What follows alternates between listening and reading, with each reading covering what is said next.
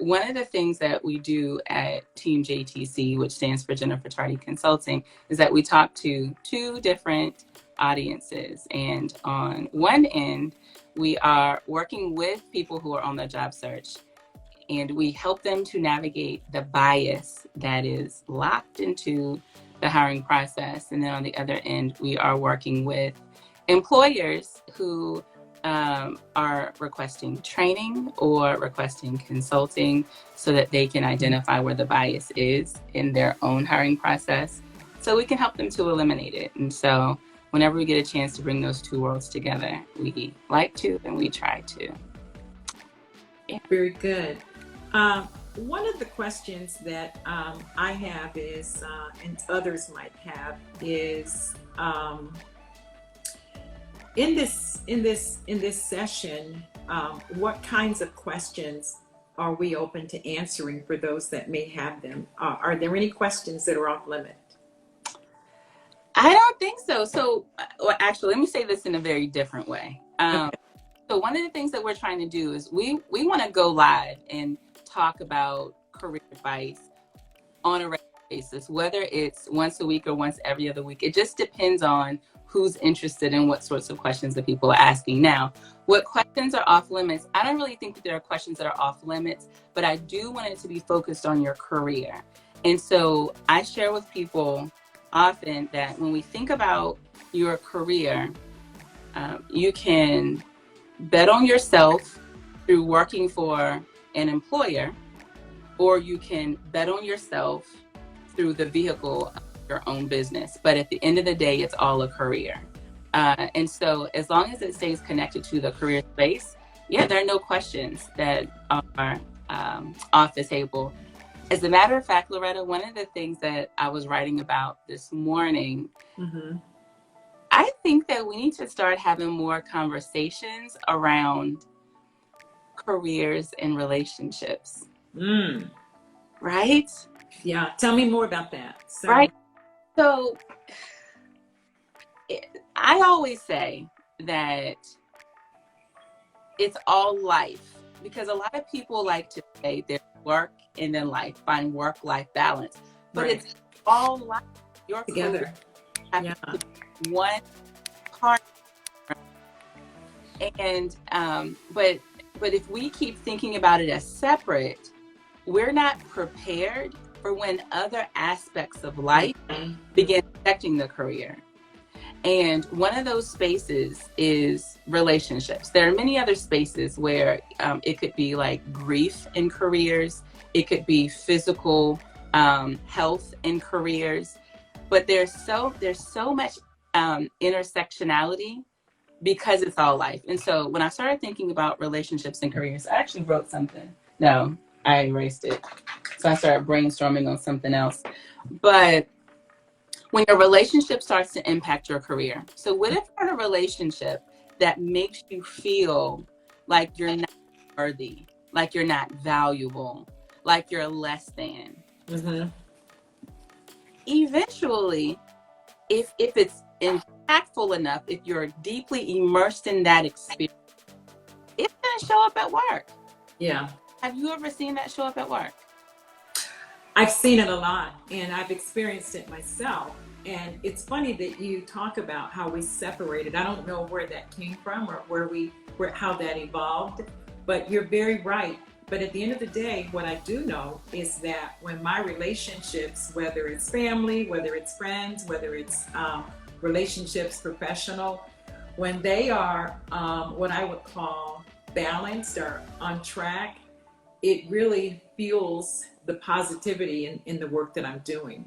What are some of the topics I think come up most often as we're doing our live group coaching weekly? What's a topic?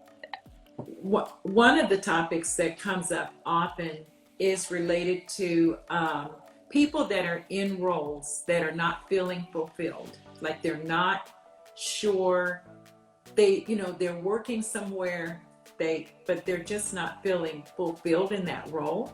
And so the question for them is, what can I do? What should I do? Should I be looking for something inside? Should I be looking externally? What's the conversation with my boss? What does that conversation look like?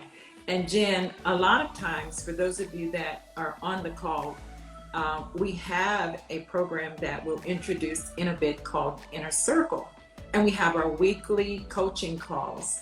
Jen is very good about dropping what we call dropping gems. So she'll drop a gem, and it's something that people can use and carry forth. So Jen, I know that whenever you have been asked a question, normally you will say to the person, you'll say, when you say that I'm not fulfilled and I'm looking for more, you will say to them, what does that look like to you? Yeah. So can you give some tips on how to guide that conversation?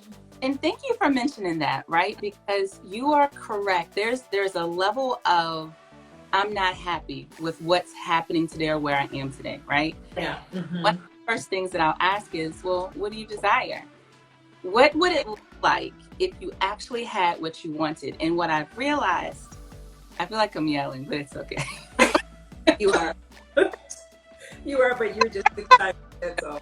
But one of the things that I realized is that a lot of us, Mm-hmm. so easy and so clear for us on the things that we don't desire, what's not working, what's broken. If someone were to ask us today, Mm-hmm.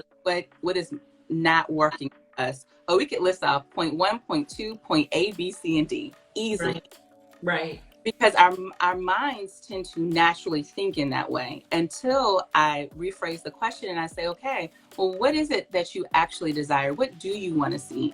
And we start shifting to a more positive space. Many times that's the first time someone is actually thinking about that. Mm-hmm. They're like, wait a minute, what do I want to see over here? And so a goal of a coach, which is the work that you and I are doing, obviously, Loretta, is that our goal is to help you to take something, a goal, a desire that seems far away and in black and white, Mm-hmm. to bring it closer to you and put it in full color. And so now, once we work with you to figure out what it is that you desire, now we begin to create action steps to get there. Is an action step having a courageous conversation with your manager? Is an action step figuring out what it is that you need to see to know that you're happy? Is an action step talking to a family or a friend that is helping them to be a part of your village? What is that action step for you? And so that's how we get there. Yeah, that's great. Another thing that comes up often is that sometimes in our career, we want to reach for what we would call maybe a stretch assignment. So we want to reach for a stretch assignment. And we do that for a couple of reasons. One, we want to make sure that we are broadening our career, and we want the organization to be able to see that we have that stretch there. The other one is sometimes we're looking for stretch opportunities to position us for the ideal job. So do you have some tips on when folks are looking at that stretch opportunity? I have two questions. One, when asking for that from the manager, what does that question look like? And then secondly, if someone feels that they're going to go ahead and position themselves to reach for that stretch assignment, what are the things that they need to be careful about, and how to position themselves for success with that? Okay, so this is if I'm an actual employee, I want to stay where I am and I want to get more. So one of the quick things that I do want to say too, because this conversation is reminding me of that, we just posted a video on our YouTube channel talking about applying for stretch opportunities. I guess it could be in your company or either outside of your company, so it could be both ways. And so if you haven't seen that, anyone who's listening, because I don't know who's listening, is anyone asking questions yet? Not yet. And I did put into the comment section the website for jennifertardyconsulting.com. Awesome. And so one of the things you can mention is where the where those videos are, but go ahead. Yeah, If you go to youtube.com/CareerSuccess, you'll find our Career Success channel where it's over 100 videos that we have in there that can help you to prepare for interviews and all of that great. Now, the video that we just created, I think it was just published yesterday, it talks about stretch opportunities. Now, stretch opportunities, as we define, are opportunities that get you to the next level. Many of us are looking at our current level. What jobs can we apply to where we meet all the qualifications? All of those are lateral moves. It's going from this position to another position, only a small bump. A stretch is taking it to the next level with your career. You can do it externally or internally. Now, whether you do it externally or internally, I want you to first get a sense of which position are you actually interested in, and then look at that actual job description, look at the basic qualifications, and even look at the bonus qualifications too, and then ask yourself, which ones do I meet directly, which ones do I meet indirectly, and then which ones do I not meet at all. But so because you need to equip or armor yourself first with where you actually stand in connection to that next opportunity before you go and have a conversation. Now, if you want more details, go look at the video on what that exercise actually looks like. But once you actually feel equipped and you have the information behind how near, how far you are from that stretch opportunity, and you're looking for something internally in this example, then you sit down and have a conversation with your manager. If that opportunity is within their hierarchy, you'll share with your manager, hey, I'm looking at this new opportunity. It's on this team. I need all the qualifications. And having that conversation, and you're asking them, what does it actually take to go from where I am today to there, especially within the context that I already meet the qualifications. And then you're using your manager as a thought partner. If it's not with your current manager's hierarchy and it's within another area or another department, sometimes it's actually beneficial, or it can behoove you to connect with the leader in the other department to just inquire about opportunities there. You have a great opportunity because you're already in the company. Yeah, that's great. So Jen, what are some gems or words of wisdom when facing burnout in my current role? So, there are so many people who are in a space of feeling burnt out, and they aren't even aware.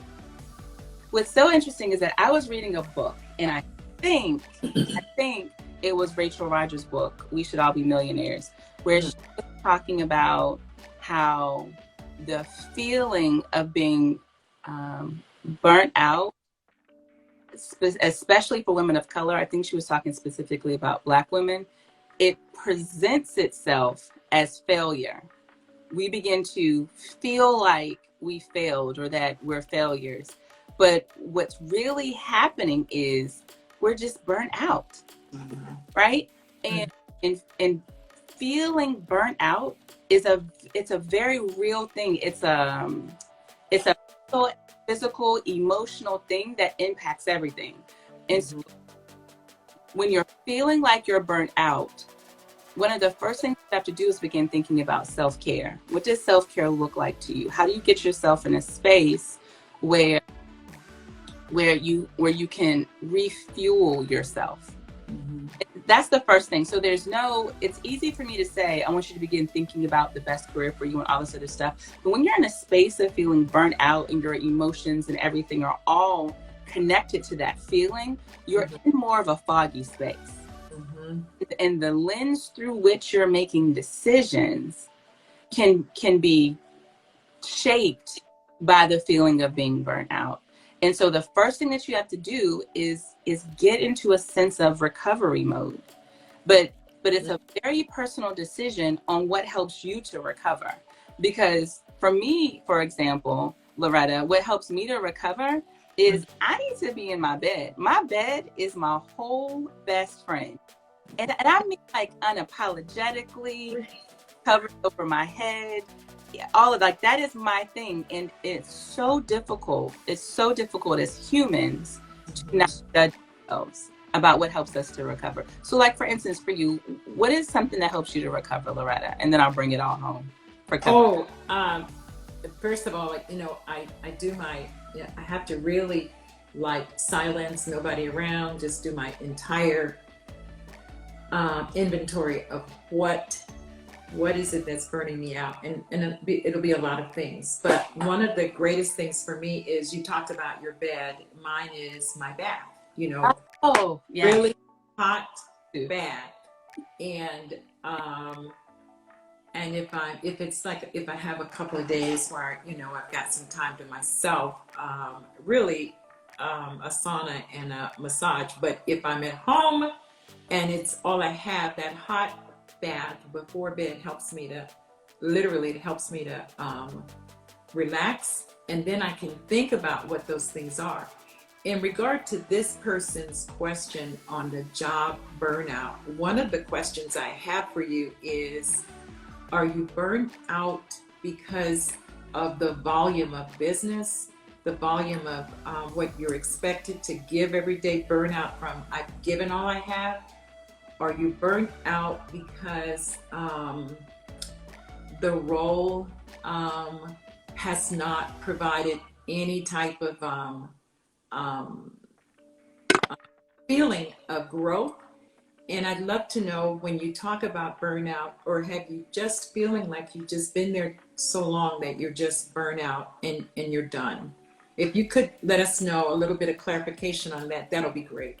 And let me just circle back real quick, just to close up the loop on sort of where I was going with that. It's this idea of, you have to first stop and get into recovery mode, no matter what recovery mode begins to look like for you. Because if you don't stop, your body will sit down for you, right? Have you ever noticed that too? Like your whole body, if we don't learn to recognize when we are under immense amounts of stress and our body needs calm and we need to go into recovery mode, our body sits us down. We may catch a cold, or we may have an ailment. Something will happen that will sit us down. And so once you're actually starting the process of recovery mode, then you can begin to think a little more clearly. And then you can begin to ask yourself the questions, especially those great questions that you're saying too, Loretta. What is it that's causing me to feel burnt out? Because right now too, when you're in a space of burnout and things are feeling a little cloudy, you may begin to think that everything is burning me out. But when you get into this process of self-care and recovery mode, then you may realize that it's isolated to one or two things, to one or two factors. You may not even need to leave your job. You may need to leave a friendship.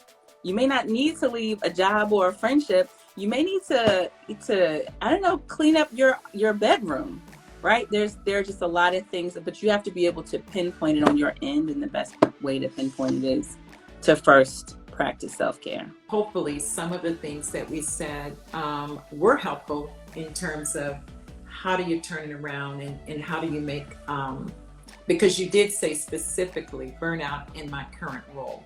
So I'm hoping that you will find a way to just stop, assess it, and determine maybe it's time to change roles, not necessarily outside, but to change positions. You may be burned out for a number of reasons, but we all know that being burned out means that your energy level is low and your output, and sooner or later it's going to catch up with your performance. So the quicker you identify the why, then you can heal yourself, and then hopefully redirect your career. That's right. The last thing I do want to bring to your attention is that Jen Tardy has a very, very excellent program that you will see when you go into our website, and it's called the Inner Circle. And the Inner Circle is a very, very intentional, targeted program that, when you think about it, it's a community. It's a community. And I would love for you all to do me a favor and take a peek at Inner Circle. It is a place where we provide we're very careful about providing a safe space, and people in that group from all walks of life join weekly, and you're in a similar setting as this, but it's very confidential. So I'd like to really give you an opportunity to take a look at Inner Circle. I believe that you'll find that there is something there for specifically for marginalized groups, for women. And Jen, you want to add anything else there? Absolutely. So we do group coaching for all people. We pride ourselves in understanding the experiences that historically underrepresented groups face when they're trying to get employed, and also after you get a job, getting hired. And so our Inner Circle program is broken up into two different ways. On one end, we have a whole course where we take you on a journey, because there are several things, there are lots of prerequisites that we want you to understand, like how to bet on yourself, like how to center you first and bet on yourself.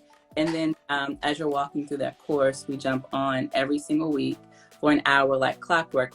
We've been doing this now 3-4 about 4 or 5 months. Let's see, 2, 3, 4, 5. Yeah, years. Yeah. So we've been doing these live group coaching calls, and the conversations that we're having right now, like you and me, Loretta, like these are we talk about so many different things, so many different conversations. And I think what I find, very heartwarming and also surprising too, is that a lot of people will come to us for the career advice, but then they'll stay for the life stuff, for the life transformations. Right. And so anything that affects your career, we're having those conversations. So these are good conversations that we're having in the group coaching, in our private community on Telegram, and also within the course as well too. So this is only a piece of it. And I think, I'm assuming we have it in the link, the JenniferCharty.com. absolutely. Yes, we have it there. One of the things that, and I will try to wrap up with this, but one of the things that when people join and they're successful, and it's one of those things where there's no contract, there is no required time period for you to be in that. But what they find and what the feedback we get is that it's so great to be able to talk openly and to be able to talk with people of like-minded situations in a private setting, in a place that the word we hear all the time, Jen, is safe. A place that's safe, a place that, in our Telegram, we have a private group there. And what we do is after the sessions, we call it the after parties, so that we can continue those. But we also drop in, like today, I'll drop in the new video that Jen has put out regarding the stretch, because I thought it was good. And we interact with each other. There are situations that people will have, and they come to Inner Circle feeling really weighed down, and they leave feeling like they had a chance to talk to their family who happens to be coaches, and they get a new job. And I'm not exaggerating. I'm telling you that is exactly how it feels. So once a week on Thursdays at noon, from wherever they are, however they join by phone, they join by Google Meet, they join with or without their face, they joined with or without their name, whatever is comfortable. And we have grown into this family, and we call that group our Legends. That is a name that was chosen by the group. And so every week when we meet with our Legends, as you know, careers have, they have different, they move in different places. And so we're there to help, we're there to support, and hopefully you'll take a look at that. And we are sure that you'll find that to be helpful. Jen, do you have any parting words that you want to give to our audience? We still have new people coming on. Hello. I don't know why it has taken, I'm speaking of me, so long to get into doing these lives. But I think it's very important, right? There's so many good things that are happening behind the scenes, so many ambitious people getting their dreams and reaching their goals, we can't just keep it there. So I like that, Loretta, you really pulled this together for us to begin doing these lives.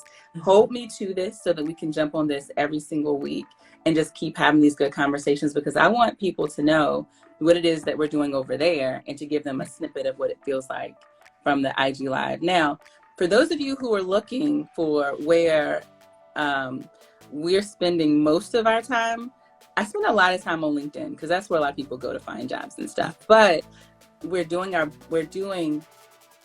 better. We're trying to do better with spending more time here on IG Live too. So Loretta, I appreciate you for making this happen. Absolutely. And as you know, as a CEO, you know, Jen is very, very extremely busy because she wears a lot of hats. But what I admire about her is she likes to stay in touch as much as she can, and she's pulled in a lot of directions. If you came on late, you may or may not know that Jennifer Tardy Consulting has two sides of the business that they support. They support the employer side, they support the job seeker side.